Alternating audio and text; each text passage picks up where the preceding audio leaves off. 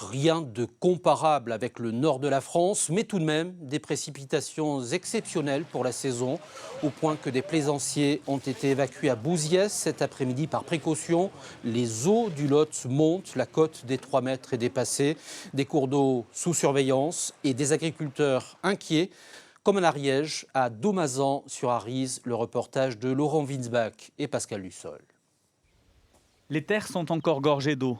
Samedi dernier, un orage très localisé a provoqué le ravinement des coteaux et l'enlisement de la plaine dans ce secteur de la vallée de l'Arize. Les maïs devraient survivre, mais les tournesols semences venaient à peine d'être mis en place. Leur culture est fortement compromise. On ne sait pas trop quoi faire parce qu'il y a eu enlisement, donc augmentation de la surface au-dessus de la graine. Donc est-ce que la plante pourra sortir? On ne sait pas, on va voir.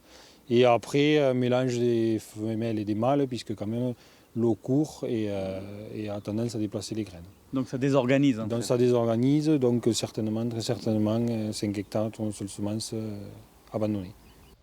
C'est ce modeste ruisseau encombré par de nombreux déchets qui a provoqué l'inondation en sortant de son lit. De quoi relancer le débat sur l'entretien des cours d'eau.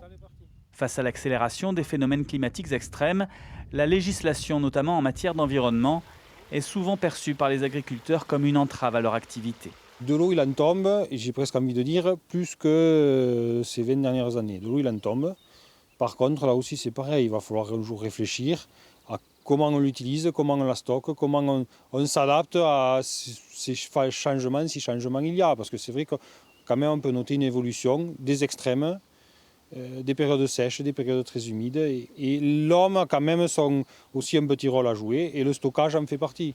Les plantes, elles, s'adaptent comme elles peuvent aux caprices du temps.